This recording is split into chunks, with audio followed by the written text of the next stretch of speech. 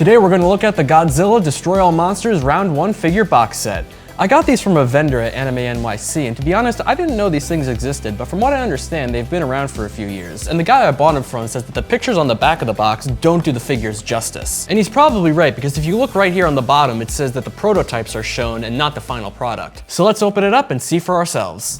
Godzilla Destroy All Monsters Round 1 is a multi-figure box set from Mezco Toys, which features Godzilla, Rodan, Mothra in her larval form, and Anguirus. Despite the company's name, the box says that these are not toys, but rather collectibles that are intended for adult collectors only, 18 and up. Now, I don't see any reason why younger collectors can't have these, but I highly doubt they enforce this. Anyways, let's take a look at the figures, starting off with Godzilla. Right off the bat, the sculpt and overall detail are great. It has the basic 5 points of articulation and poses well. There's 2 heads and 2 sets of arms that can be interchanged to the collector's liking. I think I'm going to stick with the open mouth head because the teeth on the other one aren't even painted, at least not on the one I got. And while we're on the topic of paint, the claws on Godzilla's feet do have some scuff marks on them, but nothing too bad. Another reason I prefer the open mouth head is because you can attach an atomic breath effect, and who doesn't like a Godzilla figure that comes with atomic breath? While the figure does stand nicely on its own, there is a base with a peg that you can attach it to if you'd like. Up next, let's take a look at the Rodan figure. First thing to point out is the wrinkles in the wings. I love these. I've seen Rodan figures out there where the wings have little to no texture whatsoever, so it's nice to see that attention to detail. Speaking of attention to detail, there's this line on the back of the figure that's obviously intended to be the zipper, and it makes you think, is this supposed to be a figure of the Rodan suit and not the character?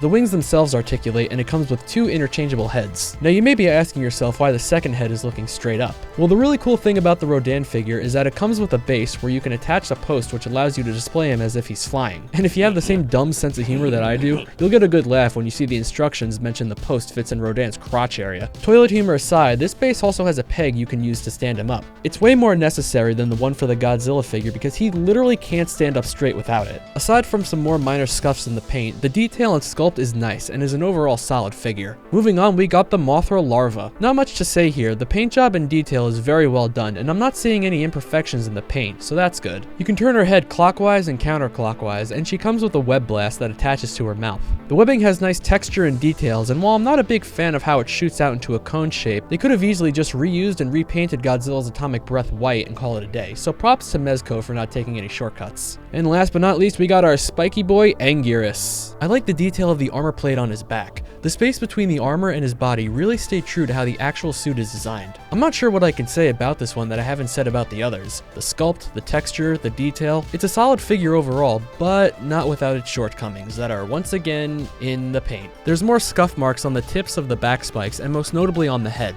Even though he's fresh out of the box, his horns show wear as if he was displayed on a shelf for years. And there's these weird black blotches on the neck and above the left eye. Thankfully, the second head doesn't have all that and is a bit better. So far, the biggest problem with these figures is the scuff marks in the paint. I know there's a lot of collectors in the community that are real critical about that sort of thing, but for me personally, it's not that big of an issue. Depends on how bad it is, but for something like this, I'm willing to give it a pass. Now, one thing you may have noticed is that these figures are on the smaller side, with each measuring out to around 4 to 6 inches in height and length. And that isn't necessarily a bad thing, especially if you're someone with a big collection and limited shelf space. As far as pricing goes, it does vary, but most listings I've seen are a bit expensive. I paid $75 for mine, which I think is fair, and I have seen some go for $60 to $75 from sellers online. So it really all comes down to what you're willing to spend. And there you have it, the Godzilla Destroy All Monsters Round 1 figures. Now, as far as my recommendations, well, there are some things you gotta consider. Are you okay with the fact that there's not a lot of articulation?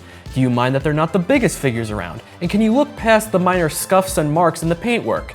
If that's all fine and you can find them at a reasonable price, then I say go for it. In my opinion, I think these make a good addition to any collection, especially if you're a fan of the Showa era.